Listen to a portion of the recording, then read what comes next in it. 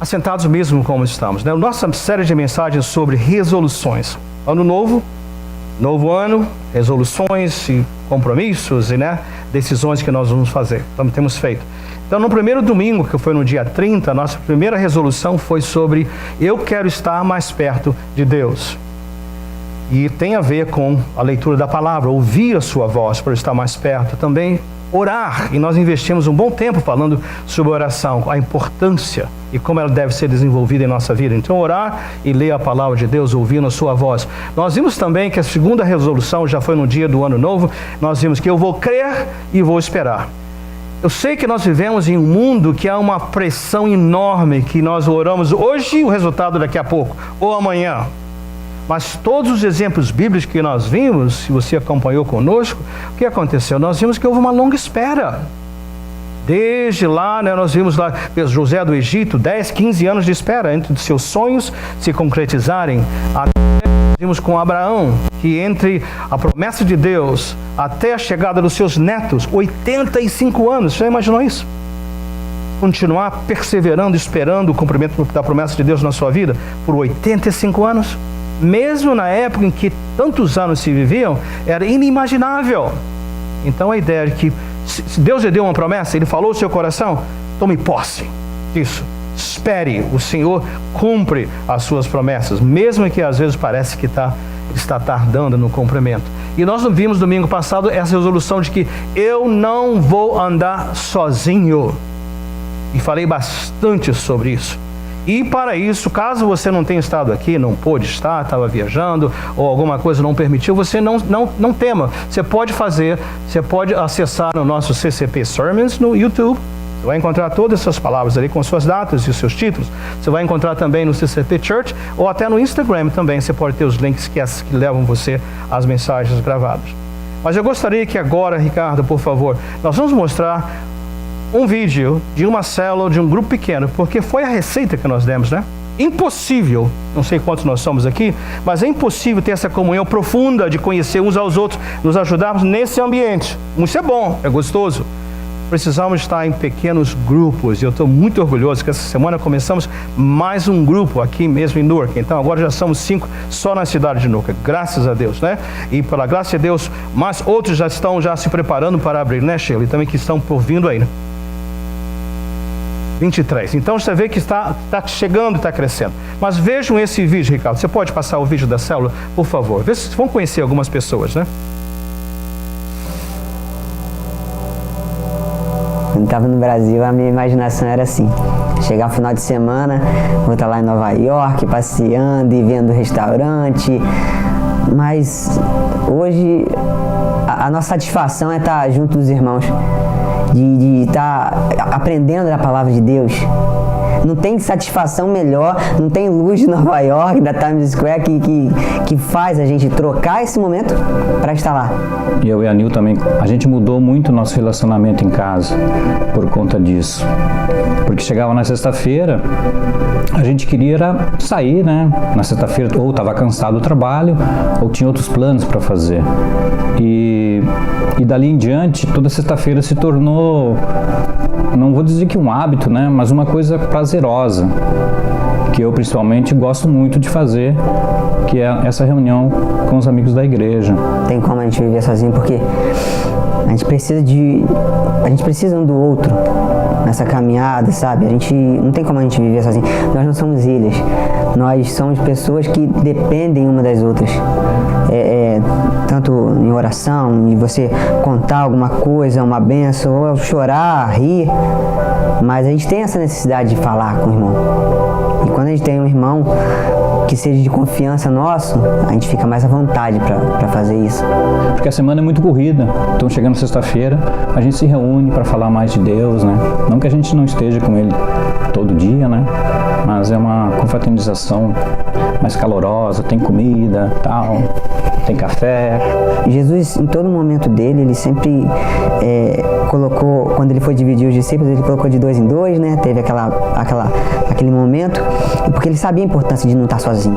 A gente ora, a gente chora, a gente come, E é uma sensação boa que eu tenho e tenho certeza que isso influencia muito na minha família. Né? Que a gente tem uma nova vida agora participando dessas reuniões. Ajudou? Você fala comigo, eu aponto para você se matricula. Temos na casa da Jaqueline, temos na casa aqui do Jonathan e Adriana, na casa do Paulo, da Nilcilene, na casa do Jefferson, de Rovani e por aí afora e mais, né? Então agora também na casa de Livaldo e Orsilane, Lenice e Melquiades, então você vai por aí à frente. Fale comigo, aponto para você. Não dá para andar sozinho. Ai daquele, Salomão falou, né? Que não tem ninguém que quando cai, o levante.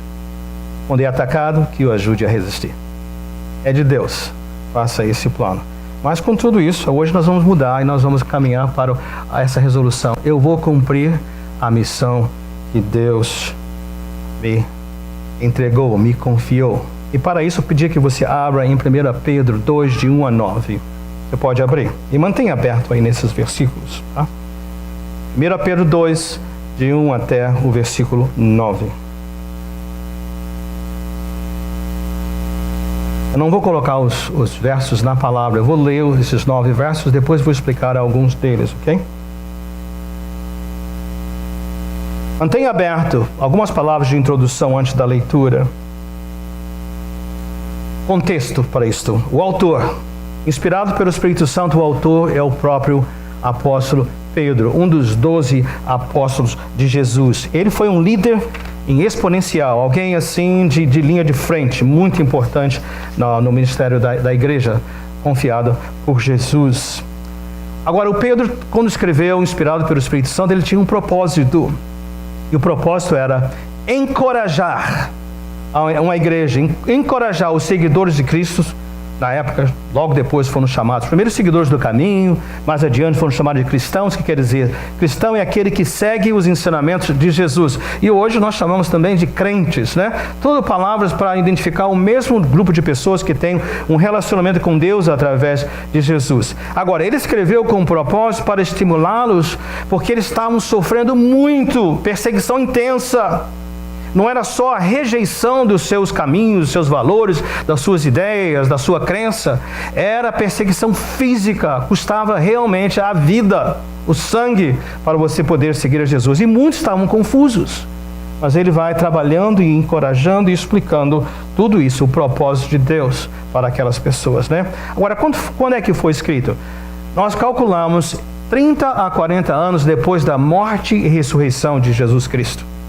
Provavelmente no ano de 68 depois de Cristo. Essa é a ideia. Por quê? Segundo a tradição, no ano 68, o último ano de vida de Pedro, lá em Roma, que foi o local que nós queremos, de onde essa carta foi escrita, ele foi martirizado. Ou seja, ele também foi um daqueles que entregou a sua vida, por causa do fato de ele ser um seguidor de Jesus. Segundo a tradição, nós não temos como verificar isso totalmente. Ele, na hora da crucificação, o mesmo Pedro que antes negou a Jesus, disse que não o conhecia, que o galo cantou, lembra-se? Ele teve medo para se poupar, ele negou a Jesus. Nesse momento, a transformação foi tão grande. Isso nos mostra que Deus nos pega como está e vai nos transformando. A transformação foi tão completa, tão radical, que na hora da crucificação, ele não só não negou a Jesus, confessou, realmente eu sou um seguidor de Jesus, né? Mas ele disse, ele ia ser crucificado também. Ele disse, eu não sou digno de ser crucificado como o meu mestre. E a tradição diz que ele foi crucificado de cabeça para baixo. Você vê a transformação extraordinária. Isso que Deus faz conosco. Chegamos a ele do jeito que estamos e ele vai nos mudando. Então você tem uma ideia do contexto. Ouçam o que o apóstolo Pedro, inspirado pelo Espírito Santo, falou à igreja diante de tudo isso. Capítulo 2, versículo 1.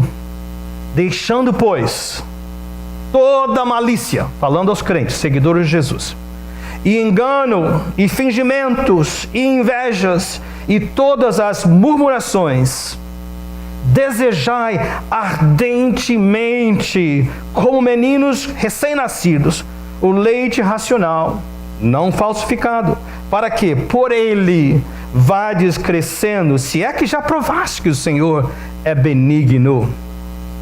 E chegando-vos para ele a pedra viva, reprovada, na verdade, pelos homens, rejeitada, mas para Deus, eleita e preciosa. Vós também, como pedras vivas, sois edificados casa espiritual e sacerdócio santo, para oferecer de sacrifícios espirituais agradáveis a Deus por Jesus Cristo.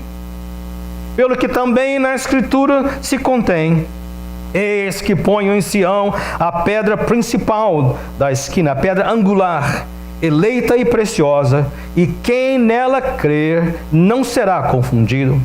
E assim, para vós os que credes, é preciosa, mas para os rebeldes, a pedra que os edificadores reprovaram. Essa foi a principal da esquina. E pedra de tropeço e rocha de escândalo para aqueles que tropeçam na palavra, sendo desobedientes para o que também foram destinados. Agora ouçam os próximos 2 versículos. Mas vós, que não estão entre os que rejeitaram, mas vós sois a geração eleita, o sacerdócio real, a nação santa, povo adquirido, povo exclusivo de Deus, para que anuncieis as virtudes daquele que vos chamou das trevas para a sua maravilhosa luz. Vós que em outro tempo não eres povo, mas agora sois povo de Deus, que não tinhas alcançado misericórdia, mas agora alcançastes misericórdia. Notaram isso? Então, algumas observações aqui para nós aqui, né? Obviamente o que Pedro está separando, dizendo para eles que eles tinham que tomar posição em função daqueles que haviam rejeitado a Jesus e eles que se encontravam entre aqueles que receberam a Jesus. Então, olhando para esse texto, e principalmente os versículos 9 e 10, nós vemos algumas partes aqui muito fortes. Vou pontilhá-las, por exemplo, né? Geração eleita, vocês viram aqui na sua folha, no seu verso, na sua Bíblia? Sacerdócio real, nação santa, povo adquirido. A ideia de povo adquirido, eu vou avançar um pouquinho mais, ele mencionou, das trevas para a luz. Não era um povo, agora são povo. Feitos povos de Deus e alcançaram misericórdia. Então vamos pegar dessas definições: geração eleita, sacerdócio real, nação santa, povo adquirido, e eu vou colocá-los aqui em 3 pontos principais. O primeiro deles tem a ver com esse ponto de geração eleita, e você tem na sua folha, e povo adquirido. Geração eleita e povo adquirido. Uma das versões da Bíblia em português diz povo de propriedade exclusiva de Deus. O que é que nós aprendemos aqui? Geração eleita, povo adquirido. Em ambas essas afirmações fica bem claro, não foi algo que nós realizamos. Notaram isso? Eleito, ou seja, Deus nos elegeu, escolha dele. Adquirido, Deus nos comprou. Estão comigo? Por que isso é tão importante? Salvação, ouçam, salvação e vida eterna não são escolhas minhas. Eu não escolhi a Deus. Deus me escolheu. Eu fui comprado, eu fui adquirido por um alto preço. Essa compreensão é importante porque às vezes nós nos sentimos desanimados.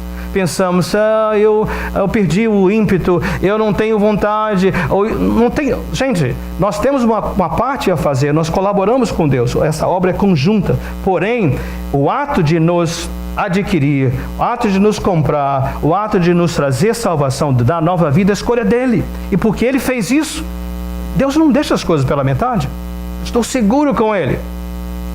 No próprio livro de 1 Pedro, se você mais em casa, você pode olhar, eu tenho na sua folha também, né? Porque fala para nós assim, ele fala assim, olha, pois vocês sabem, isso no capítulo 1, você não precisa voltar lá, fica no 2, que não foi por meio de coisas perecíveis como prata ou ouro que vocês foram redimidos da sua maneira vazia de viver, transmitida para os seus antepassados. Mas olha o que ele conclui dizendo, mas pelo precioso sangue de Cristo, como de um cordeiro sem mancha e sem defeito, conhecido antes da criação do mundo, revelado nesses últimos tempos em favor de vocês. Por meio dele, vejam, vocês creem em Deus, que o ressuscitou dentre os mortos e o glorificou, de modo que a fé e a esperança de vocês estão em Deus. Deixa-me elaborar isso um pouquinho mais. Por que eu estou dizendo isso? É porque nós confundimos. Eu vou dar alguns exemplos aqui. Perdão se eu, por acaso, não entendi uma cultura completamente. Às vezes nós temos essa compreensão errônea, que é uma tradição. O nosso relacionamento com Deus, quem nasceu na Arábia Saudita é islâmico por tradição. Quem nasceu no Brasil é católico romano por tradição. Quem nasceu em Portugal é isso e assim por diante. Nós temos essa ideia, porque passado de geração a geração. Não tem a ver com isso. Sem dúvida que nossos pais nos deram um legado, e eu espero que o legado seja bom. Mas ninguém vai entrar no céu por causa da tradição que os pais nos passaram. Entrar no céu custou ao nosso Deus o alto preço de dar o seu próprio Filho para nós. Vocês entendem isso? Outra coisa, entrar no céu não tem a ver com o nosso comportamento aqui na terra. Há uma área do galardão que um dia desse nós vamos falar sobre o galardão, mas salvação é através de Jesus, não tem a ver com o meu desempenho. Deixe-me ilustrar isso. Por exemplo, nós temos no nosso círculo de amizades pessoas que são evangélicos, pessoas que são católicos romanos e outras tradições, inclusive do Islã também, do islamismo, né?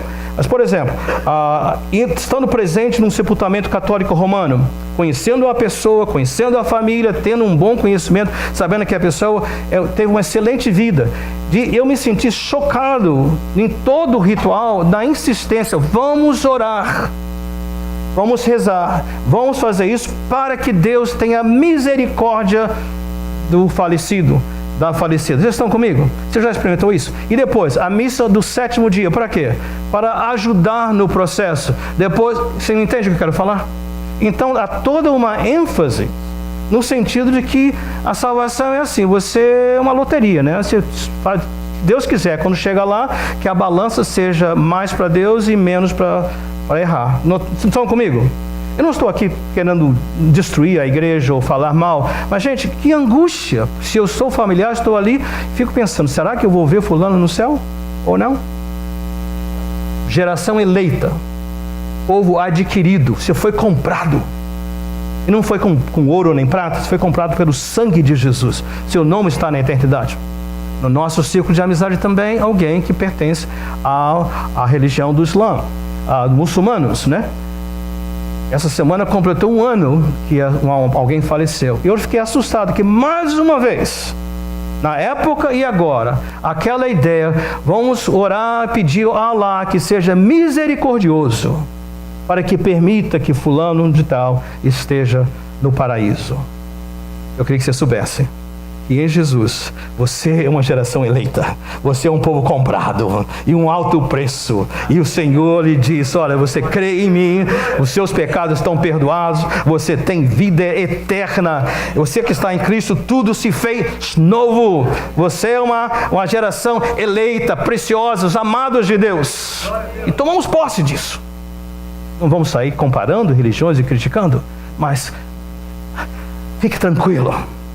Você se comporta bem pelo fato de que você é uma pessoa que foi redimida por Jesus. E a sua gratidão faz você se comportar bem, né? Então esse é a ênfase.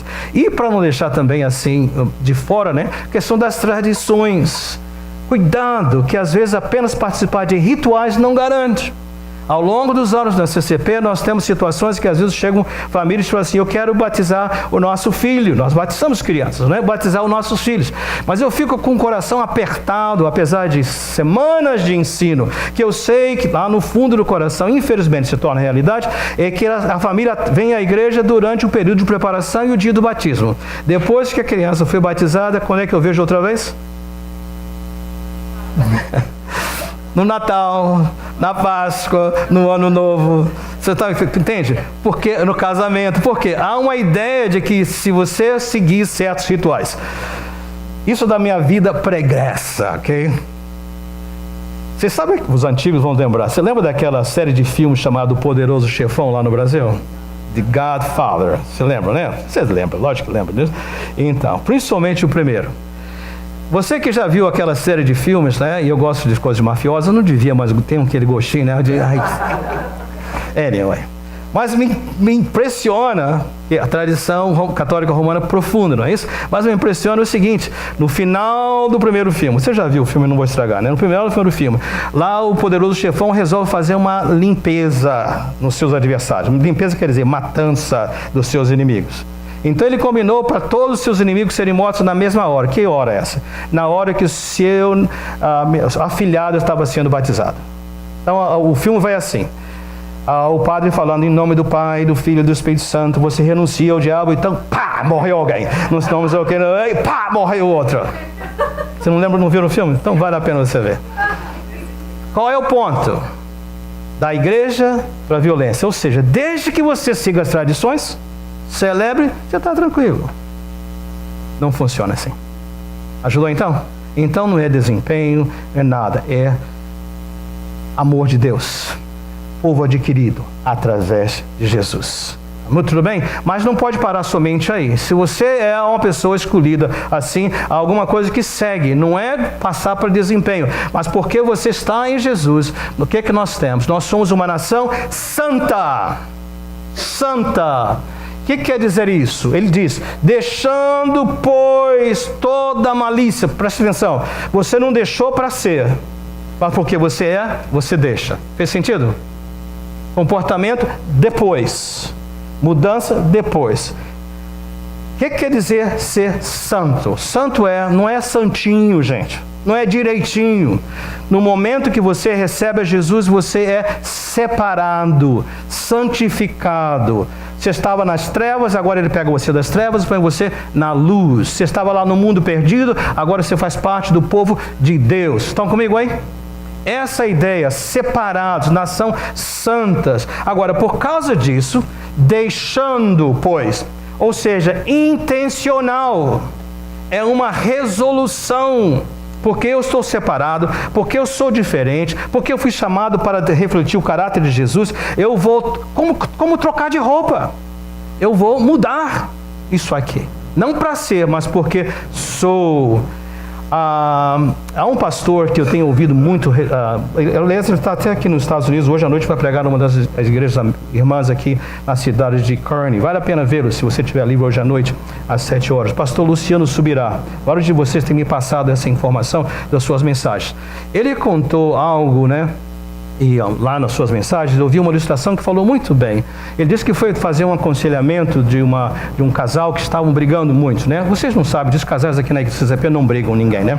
Mas imagine a situação. Eles estavam brigando muito. Quando ele chegou lá, os dois, né, estavam lá, os gritos, desaforos, mas quando ele chegou lá para fazer o aconselhamento, o que ele descobriu que o problema era que a mulher disse o seguinte, não aguento mais, porque ela gosta de go shopping. Faça uma força para entender isso, né? Mulher gosta de fazer compra. E o marido detesta ir para o mall. Então, o problema que eles estavam tendo, porque ela falou, eu não quero mais que você venha ao mall comigo. Porque você vem emburrado. Você fica olhando para o relógio o tempo todo, fica sentado, chateado, aquelas coisas. Imagina essa cena, né? Imagina. Eu sei que é difícil para você imaginar isso. Tá bom. E ele diz qual é o problema. Ela falou o seguinte, olha, mas ele falou, mas eu fui com você, eu vou sempre com você. Mas o ponto dela foi, eu não queria que você viesse emburrado, contra a vontade. Eu queria, porque você me ama, que você viesse com boa vontade, gostando. Alguns estão fazendo assim, né? Você entende o drama, né? E ele fez a colocação em relação a Deus. Deus está dizendo o seguinte, não é deixar a malícia emburrado, chateado, não é isso não. Faça porque você quer fazer, porque você me ama. Você entende que você é uma nova criatura. Então ele faz uma lista, né? Ele diz, malícia, todo engano, todas essas partes estão aí na sua folha também, fingimentos, inveja, murmurações. E ele diz, mas não fique só no negativo. Você não só deixa, mas o outro lado, usa o seu tempo, as suas energias, desejando o leite da palavra, não falsificado, puro, para que vocês possam crescer. E ele especifica, malícia, que é isso? Malícia é um coração mau, pessoa maldosa. Engano é alguém que esconde os motivos. É ruim demais para ter um relacionamento com alguém assim, não é? Imagine isso. Fingimento, hipocrisia. Fala uma coisa, mas faz outra. Inveja. Parabéns, viu, pela sua realização, mas lá dentro está morrendo de inveja, né? Murmurações, conversa destrutiva. Nós não podemos ter esse tipo, né? Quero fazer um parênteses aqui, tá? Cada dia mais, né? Eu fico aterrorizado quando às vezes aniversários, recepções, aliás, eu estou tendo, não sei, eu acho que é a juventude que vai chegando e eu não tenho vontade já de muitas, né, festas de casamento, vou na cerimônia e a gente desaparece. Por quê? Eu fico muito triste, principalmente quando agrupamento, seja aniversário 2, 3, 4 famílias, até grandes recepções, principalmente quando há bebida. CCP, vocês não sabem beber. Vocês não devem beber. Porque o que acontece? Quando vem uma cerveja, 2 cervejas, o que acontece? Você fica um bobo aí da vida, uma boba da vida. E começa a agir de maneiras que não convém a ninguém. Não convém a você, não convém a ninguém. Eu fico com vergonha. Mas fico ainda mais triste porque pessoas ficam escandalizadas. Você acaba brigando uns com os outros, vocês arranjam confusão, e depois para acertar é uma confusão só. Cria amargura, falta de perdão. Não há um verso na Bíblia que diz não podeis beber, não existe isso aí. Mas há um verso que diz cuidado com a bebida no copo, cuidado. Vai lá em Provérbios, você vai ver isso. E Paulo falou bem claro, não vos embriagueis com vinho, mas enchei-vos do Espírito. Você quer ficar alegre, feliz e não ser bobo nenhuma vez? E não sair de linha? Na festa próxima diz assim, Santo Espírito, manda fogo! E o fogo virá, e esse fogo nunca vai embora. Ajudou então, gente? Amém? Alguns de vocês estão assim, eu vim para a igreja para o pastor dar bronca em mim, nada disso. Ajudou, né? Santos, porque quando você estiver cheio do Espírito Santo, malícia vai embora. Cheio do Espírito Santo, o engano vai embora. Cheio do Espírito Santo, não tem fingimento. Cheio do Espírito Santo, não tem inveja. Cheio do Espírito Santo, não tem conversa tola, nem conversa fiada nenhuma. Mas tudo isso para dizer o seguinte, é que nós não só isso, mas temos uma missão, ok? Preciso correr aqui, sacerdócio real. Sacerdócio real. No texto que nós lemos, os cristãos são chamados, seguidores de Jesus, chamados de pedras vivas. Ou seja, o reino de Deus, a igreja do Senhor Jesus não é um local. O local é de reunião. É a igreja quando nós estamos reunidos. Pequeno grupo, grupo grande, esta é a igreja. E ele diz, nós somos pedras vivas do templo. Que templo é esse? Onde habita o Senhor Jesus. Ele habita em você e habita em nós porque estamos juntos. Pegaram isso? Mas ele não para aí. Ele diz que nós não só somos o templo, mas nós somos também sacerdócio real. Que é um sacerdócio? Um sacerdote é aquele que ministra em nome de Deus. É aquele que guia, que orienta, que dá direção, que conforta. É aquele que ajuda, que apoia. São ministradores. Agora, preste atenção.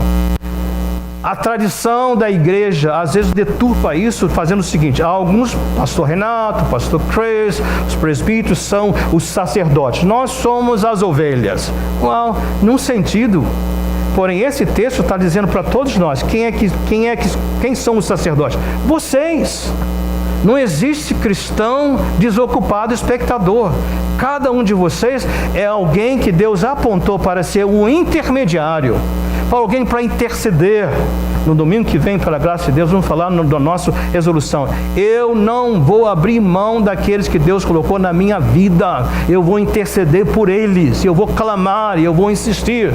Então é um outro aspecto. Mas nós temos a obrigação, a responsabilidade de interceder. Pastor, interceder pelos outros é importante? Acho que é. Você quer saber qual é importante? Jesus. O que Jesus está fazendo hoje? Está sentado à mão direita do Pai, fazendo o quê? De acordo com Hebreus? Intercedendo. Mas ele já deu a vida no Calvário, já deu a vida na cruz. Que negócio é esse que ele está dizendo? Ó Pai, fica com o pastor Renato lá, ajuda ele na sua direção, na sabedoria, no que fazer, em casa, na igreja, nas suas palavras.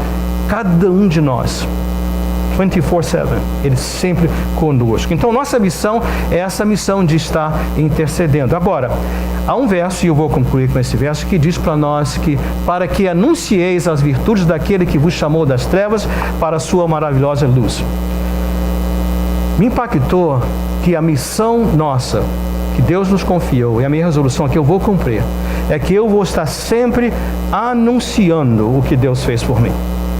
Pode ser o simples, eu era cego, agora vejo. Não sei muito, mas antes eu estava perdido, agora eu fui achado. Antes eu não tinha direção, agora eu tenho. Às vezes eu sou tudo que eu posso dizer. Eu sou uma nova criatura. Meu caminho mudou, minha vida mudou. Pode explicar isso? Não posso, ainda não. Um dia talvez eu vou ter palavras, versos, coisas para dizer. Mas essa é a minha missão. Para que anuncieis. Voltem comigo lá na cabeça, na imaginação. Atos 2. O que acontecia em Atos 2? Derramamento do Espírito Santo. Vocês se lembram? E na medida que as pessoas estavam cheias do Espírito Santo, todos começaram a falar em outras línguas que Deus os concedeu. No contexto, nós vamos ver que eram línguas conhecidas, né? Eles estavam falando línguas que eles não aprenderam, mas eram línguas que eram conhecidas, porque fala que os ouvintes os ouviam na sua própria língua.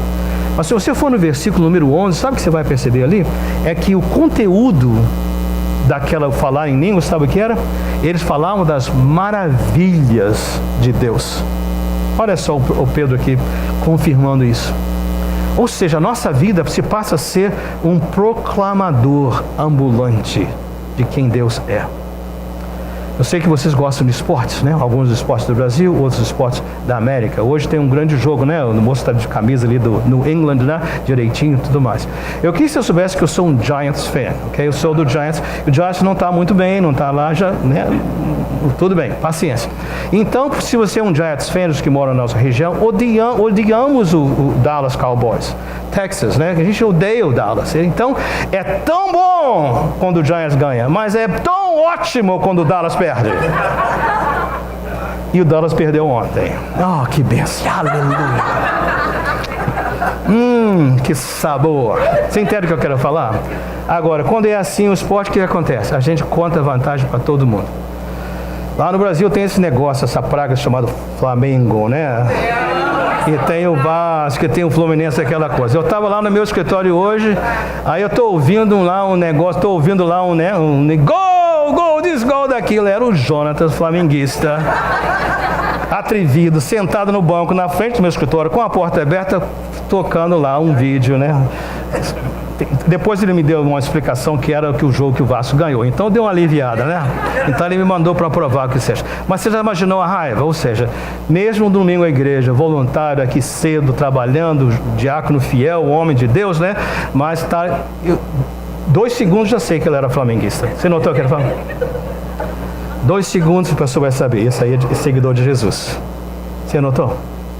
Então nosso papel é um que cheira, tem algo diferente a seu respeito. Que é isso? É que eu não consigo. Não é ficar ser chato, não, gente. Não é ficar apontando o dedo, mas a pessoa reconhece que você tem uma paixão. Paixão por quem? Por aquele que me tirou das trevas e me trouxe para a luz. Aquele que eu estava perdido, me resgatou. Aquele que eu estava cego, agora vejo. Vocês notaram isso? Essa é a nossa missão. Pastor, todos nós, Ele está nos chamando, ela é dupla. Eu louvo ao Senhor, eu anuncio a outros. Eu louvo ao Senhor, eu anuncio a outros. Na sexta-feira, quando nós começamos o nosso novo grupo aqui em Newark, né? E assim, tão bom, mas um dos pontos que nós batemos firmes não foi que nós precisamos alcançar outros, né? Não fique só entre nós, é bom entre nós. Pão de queijo, delicioso. Nós já vi que não adianta dizer que não prepare nada, que o povo gosta de comer mesmo, né? Então faz pouquinho, não faz muito não, para a comida não ser o principal, mas essa comunhão, mas fica sem sentido se nós não incluirmos outros, para que outros possam ver quão transformada é a nossa vida, quão maravilhoso é o nosso Deus. Ajudou isso? E o apóstolo Paulo, lá em 2 Coríntios, capítulo 5, né, a partir do versículo 16, ele fala, vou parafrasear, que coisa linda, gente, que coisa linda ele fala para nós, quando ele diz para nós que Deus estava em Cristo, reconciliando consigo o mundo, e não levou em conta as nossas transgressões. Deus tomou aquele que não conheceu o pecado e fez pecado por nós, Jesus Cristo, para que nele nós fôssemos reconhecidos como justiça de Deus. E ele fala, por causa disso, Ele nos deu o privilégio, nos fez embaixadores, representantes. Então, que a nossa resolução nesse ano seja não só eu vou estar mais perto de Deus, vou ouvir a sua voz e vou conversar com Ele através da oração, eu vou crer e esperar nas promessas de Deus, não vou andar sozinho, eu vou andar com alguém ao meu lado, porque eu preciso que me ajudem a ver o que eu não vejo. Quando eu cair, que me ajudem a levantar, mas eu vou estar cumprindo a missão que Deus me confiou, ou seja, eu vou anunciar que o mesmo Deus que me salvou também quer salvar e transformar aqueles que estão ao meu redor. Amém? Podemos cantar com grande é o meu Deus e explodir esse lugar, fazer o céu descer, para encerrarmos em nome de Jesus. Amém? Fique de pé com a igreja, por favor. Eu vou estar orando e logo em seguida vamos cantar.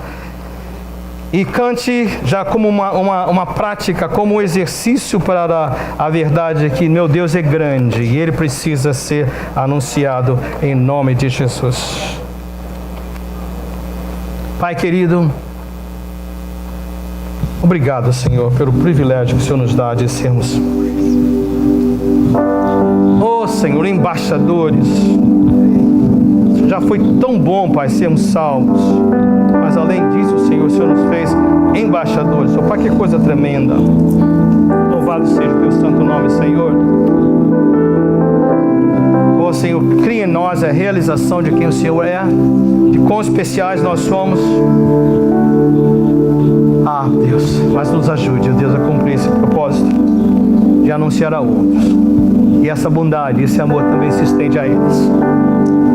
Aceita esse nosso louvor, ó Pai, antes de nós sairmos daqui prontos para servir e anunciar a outros. Em nome de Jesus. Cante comigo, igreja. Cante conosco.